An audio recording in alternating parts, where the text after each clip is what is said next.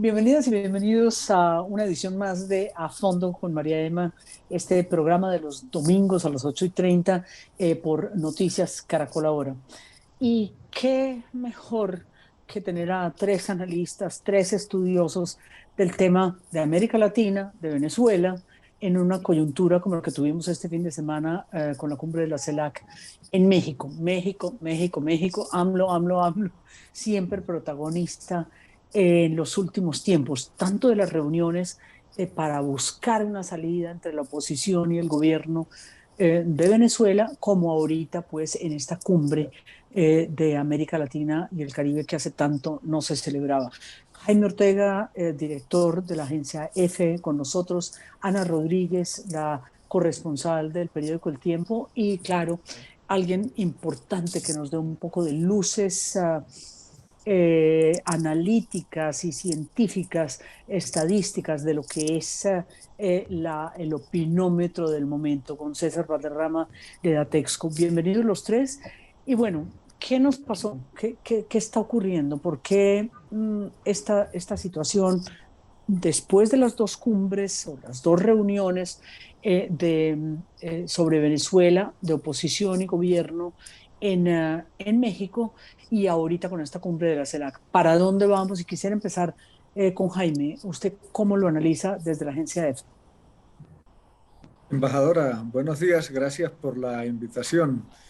Bueno, yo creo que lo que se vio este fin de semana en México es que, como usted lo decía al comienzo, AMLO, AMLO, AMLO, eh, nos da la impresión de que López Obrador, después de haber estado enfocado muy en los asuntos internos en el comienzo de su gobierno, recordaremos que él siempre evitó hacer viajes al exterior, involucrarse en asuntos de política exterior, estaba muy enfocado en los problemas internos.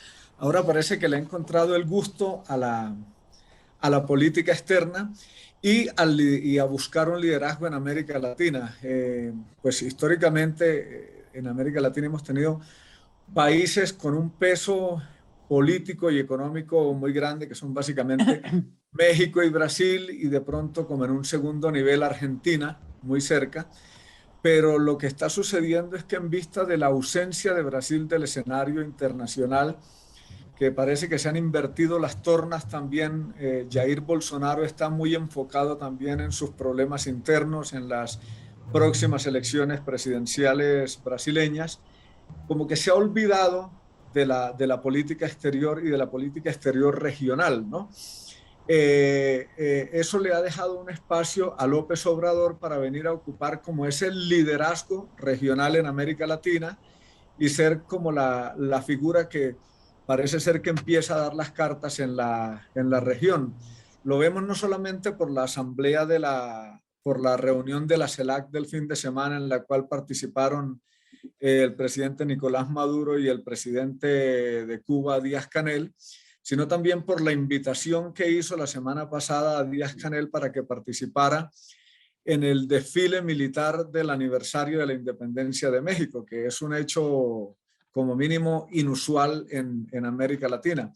Desde ese punto de vista, yo creo que México está queriendo como tomar la conducción de la política exterior de América Latina, no solo invitando a estos presidentes a estas cumbres, sino haciendo algunas propuestas, como por ejemplo lo de impulsar la integración regional latinoamericana al margen de la OEA, que viene a ser un poco también aquello que el presidente Hugo Chávez había hecho alrededor de 2009, 2010, cuando en medio de aquel furor de los buenos precios de las commodities y demás, tenía la billetera y la chequera llena y podía dar las cartas en América Latina. Yo creo que eso es lo que está pasando y bueno, vamos a ver qué impacto tiene esta política de López Obrador en el resto del continente.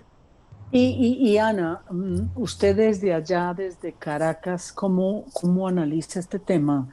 ¿Le sirve a Maduro, fortalece a Maduro y debilita estos diálogos precedidos por una persona muy conocida en Colombia, por supuesto, por el gran negociador Dag Hagenstedt de Noruega, o por el contrario, cae bien?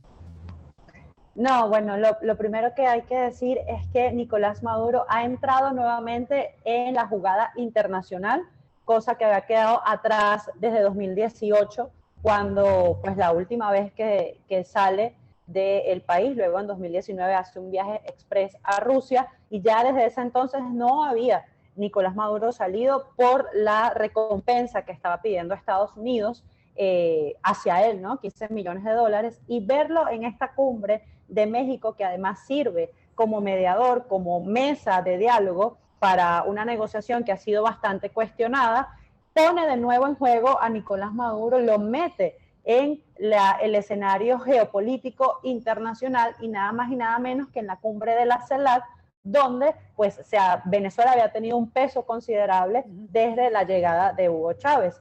Esto ha bajado un poco la moral, por así decirlo, acá en Venezuela, porque puede verse como un revés de los avances que se habían logrado con los aliados internacionales cuando reconocen a Juan Guaidó más de 60 países en ese 2019 y ver que ahora Nicolás Maduro sale del país, es buscado por Estados Unidos, pero además entra en la cumbre y participa, es un revés total para los esfuerzos que se habían venido realizando en torno a la presión y en la región, que había estado muy firme con el apoyo y el respaldo venezolano. También hay que puntualizar que este diálogo podría verse un poco más debilitado de lo que ya se mostraba, porque una de las condiciones principales para ir a un proceso de negociación es que el mediador, que en este caso es México, sea neutral. Y ha mostrado nuevamente, si ya se pensaba o se dudaba de la neutralidad del negociador, ya quedó totalmente evidenciado que no existe una condición principal para un proceso de negociación como es la neutralidad. Nicolás Maduro se ha metido en el juego, pues esa pudiese ser la gran conclusión de esto. Claro, César Valderrama, desde el opinómetro, desde Tatexco, uno cómo mide el resultado de lo que está pasando a 2 meses de elecciones. No nos quedan sino 2 meses de elecciones locales en Venezuela y muy pocas en Colombia, muy pocos meses en Colombia, tanto del Congreso como las presidenciales, con una presencia muy débil en la CELAC. Un ministro de Transporte es una cosa difícil de mandar a una cumbre de esta magnitud. ¿Se mide? ¿Podemos tener alguna radiografía, dijéramos, un poco más científica de este tema? Pues, la verdad no es tan fácil, y no es tan fácil porque realmente la medición o un estudio de estos se mide el fenómeno social y se ve afectado por el mismo fenómeno social la metodología. Entonces, dentro de un proceso objetivo de medición en donde hay que partir de un muestreo probabilístico y de una serie de bases fundamentadas metodológicas para poder llegar a conclusiones que extrapolen a un resultado, es difícilmente medible con la dinámica poblacional que viene teniendo Venezuela, que es desbordada en su migración, en la movilización de las personas dentro del país, lo que hace que sea muy difícil, técnicamente hablando, poder llegar a hacer una medición que sea confiable y que pueda extrapolar a un resultado. Inclusive para las empresas venezolanas, dijéramos, las que, o el Latinobarómetro, o eso, ¿hay alguna perspectiva, aunque sea política? Sí, realmente es un sesgo muy alto, es un sesgo muestral, nosotros técnicamente lo llamamos como un sesgo muestral, que es de la muestra. Cuando yo no tengo mi universo bien conformado y bien delimitado, se hace muy difícil poder extrapolar a ese universo, levantando una muestra. Entonces, difícilmente lo que hoy se puede levantar no sería probable, es poco probabilístico, lo que hace que no sea extrapolable a la población, y si no es extrapolable a la población, difícilmente también puede representar lo que la población pensaría en general, sino se vuelve más un estudio de caso en donde los respondientes a esas encuestas que salen hoy no extrapolan a ese universo, sino es la respuesta de esos respondientes, de ese grupo en particular. yo se lo cambiaría en esto y me perdonan los colegas, pero uno podría mirar si esto va a pesar en nuestras propias campañas internas.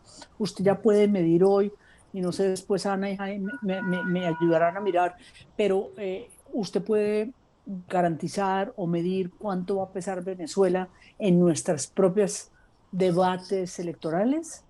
Pues ¿Pesa? mira, sí, sí, sí, eventualmente se puede llegar a medir y se puede entender como un poco el nivel de sensibilidad que puede tener la población a eso, pero particularmente Colombia, con todos los problemas que vive de forma recurrente, bueno, todos los países en Latinoamérica los viven, pero Colombia con sus problemas particulares, lo que uno ve históricamente ha visto es que hay como esa apatía, el colombiano se abstrae de ese mundo.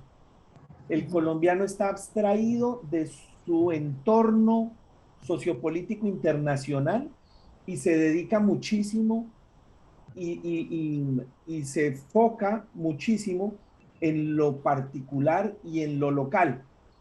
Así las cosas, de lo poco que sí han estado muy alertas, más de lo normal, ha sido con la situación venezolana y con la asociación de políticos venezolanos con Venezuela, que es como toda la dinámica que se ha venido dando dentro de la política nacional.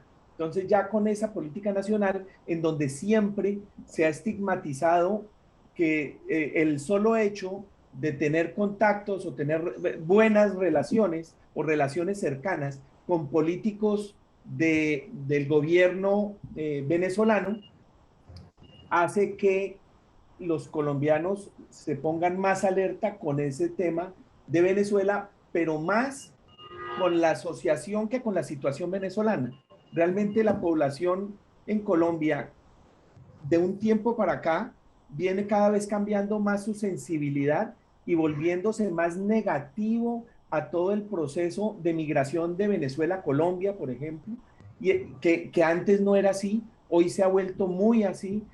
Cuando el presidente en marzo del año pasado saca todo el tema de estatuto temporal de permanencia de venezolanos en Colombia para regularizar migrantes, mejora sustancialmente la percepción del gobierno frente a esa política. O sea, la gente sí estaba de acuerdo, hoy ya no está de acuerdo, hoy viene otra vez decayendo de manera significativa ese apoyo que empezó a recibir el gobierno por esa actitud frente a la migración venezolana. Entonces, sí. Sí, ahí me sorprende a mí un poco como ese cambio de actitud. Me imagino que responde a temas de seguridad, particularmente que hay esa percepción de inseguridad que en parte se considera en Colombia, en muchos lugares de Colombia, que tiene que ver con Venezuela. Pero le preguntaría, Ana, ¿usted ve esta situación actual? Un cambio también en el gobierno del presidente Maduro, una división en ese gobierno entre las distintas fuerzas, así como de la oposición, no solamente la oposición, sino también el propio gobierno muy dividido.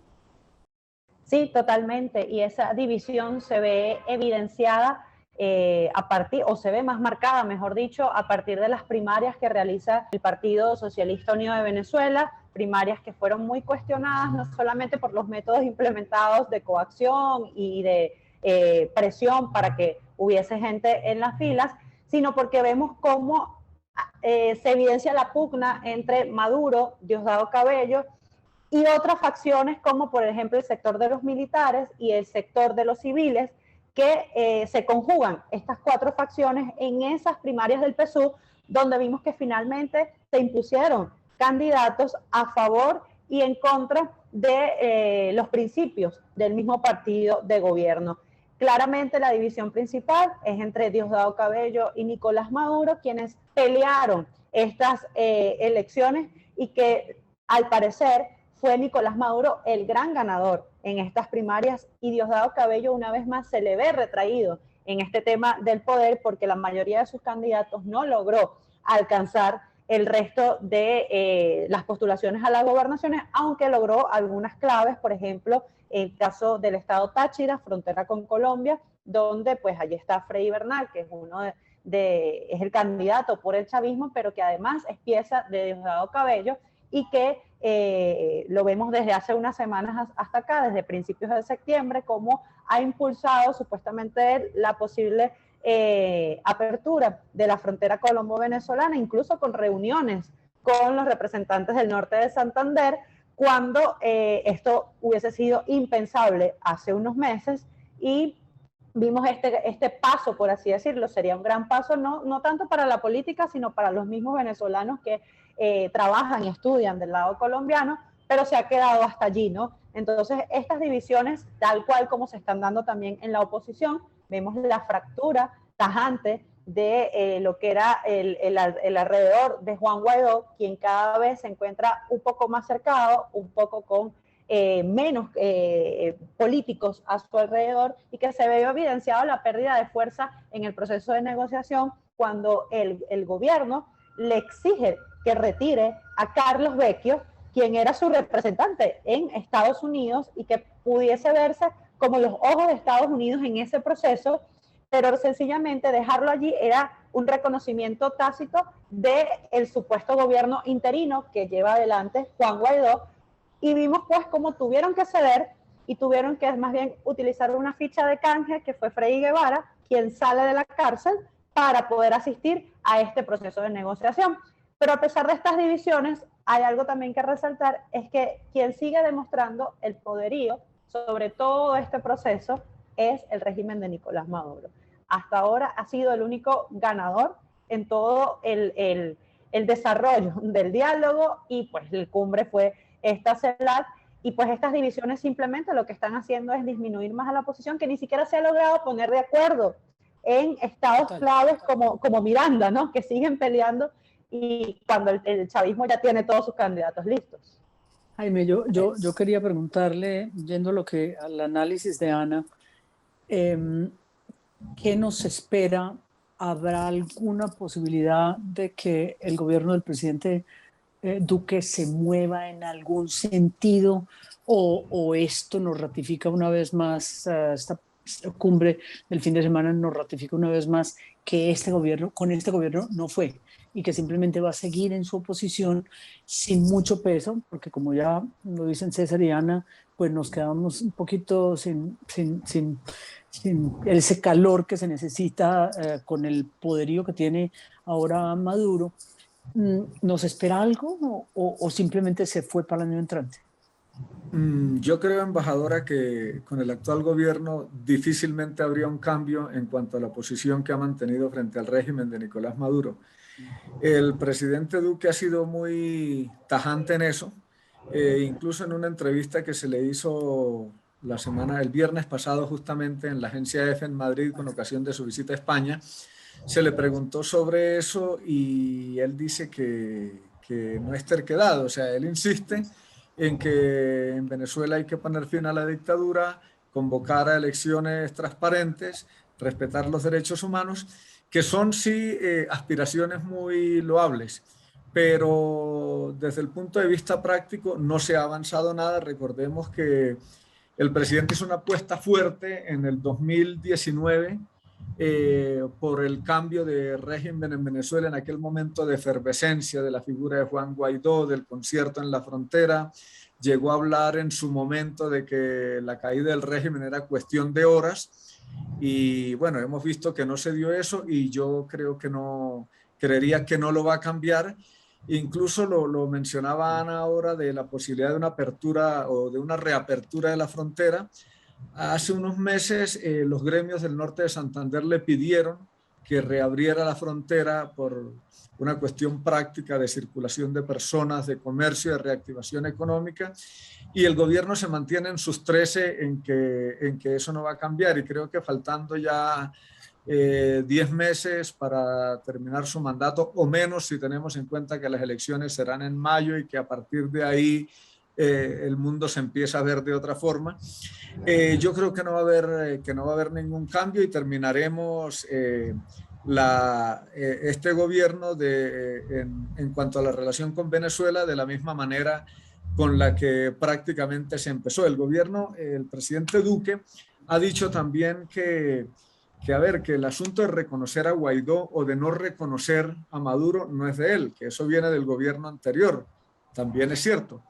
Pero es muy cierto también que cuando se decidió aquel cerco diplomático a Nicolás Maduro, del que hablaba Ana también, que se está empezando a romper con todo esto de la CELAC, los diálogos en México y demás, Colombia se convirtió, digamos, como en el abanderado de esa campaña contra Nicolás Maduro, y por las circunstancias como se han ido dando, pues prácticamente se ha quedado solo con el apoyo de Paraguay, de Uruguay, porque ha habido cambios de gobierno y cambios de tendencia en otros países importantes de América Latina.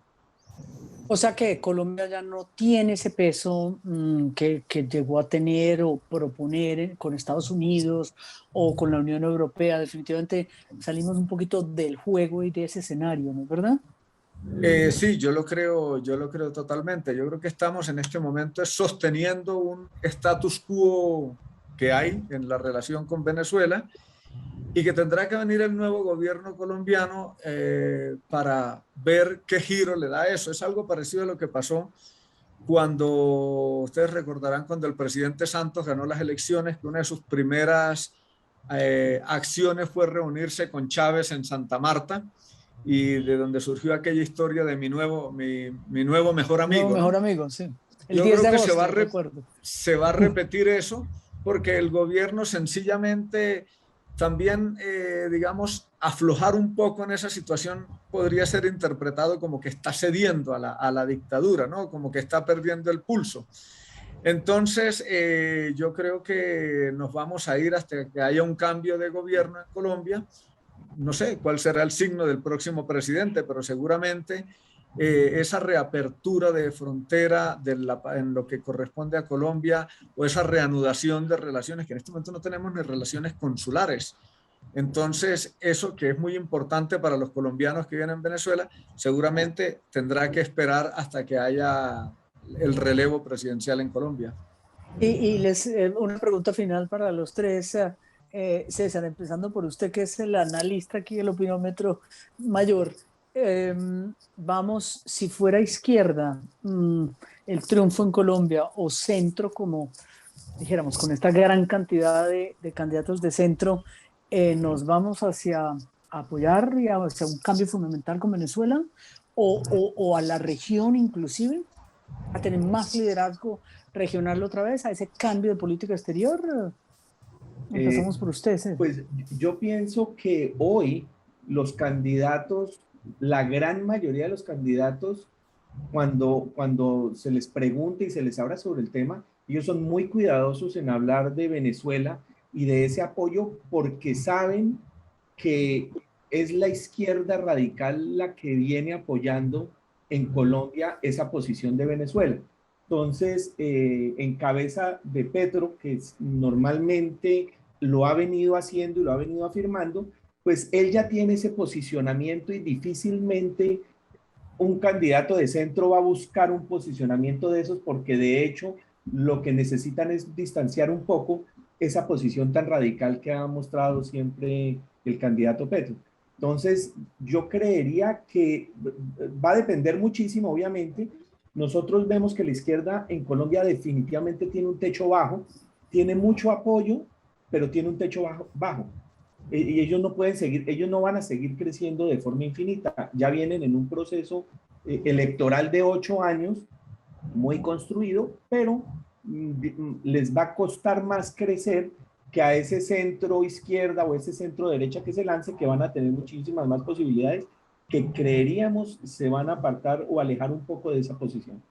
Bueno, la Chiva, ¿cuándo hay la gran encuesta? La próxima gran encuesta presidencial pues, colombiana. Estamos el próximo mes va a salir, sí. Bueno, pues esperemos, porque yo creo que ya es una fecha como muy diciente. Ana, ¿cómo lo ve? ¿Cómo ve este panorama? Sí, es un panorama bastante complicado cuando vemos que una región como Latinoamérica, con tanta inestabilidad, presentada en los últimos meses, ¿no? Tenemos la expresidenta Yanine Áñez presa, tenemos Bolsonaro que se distanció totalmente de la política venezolana, Colombia sigue pujando, intentando mantener ese status quo del que habla Jaime, Argentina, vemos el desastre que tiene en cuanto a los Fernández enfrentados. El tema venezolano parece que por el momento solo le está importando a Colombia, y es porque tiene la frontera al lado y porque diariamente pasan por las trochas, por estos pasos irregulares, entre 800 y 1000 venezolanos, según datos que corroboramos el día de hoy. Y esa es su gran preocupación, más allá obviamente del tema del paso de narcóticos, del tema del ELN y la FARC. Es Colombia la única que intenta mantener ese estatus porque es la más afectada de la región, pero el resto de los vecinos está concentrado en sus problemas políticos, en sus problemas económicos y sociales, con miras a establecer relaciones con Estados Unidos o China, según sea el caso. Así que el tema venezolano pudiese ir ya dejándose a un lado como se ha venido haciendo, y Colombia, si lo decide dejar a un lado, lamentablemente Venezuela pasaría al olvido, como ya se está viendo. Incluso estamos a la expectativa de si quién va a ir en representación de Venezuela a la Conferencia de las Naciones Unidas, porque si es el mismo Maduro, entonces el escenario podría cambiar peor para la oposición, o sería ya pues el culmen de lo que es esta situación. Jaime, unas palabritas finales para esta situación un poquito lamentable que hemos descrito en este programa de hoy.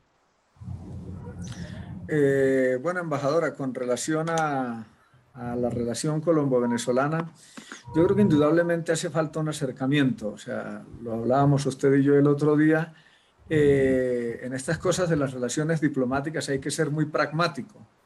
Y muchas veces lo que más funciona no es lo que se hace público, sino lo hemos visto en multitud de situaciones a nivel internacional.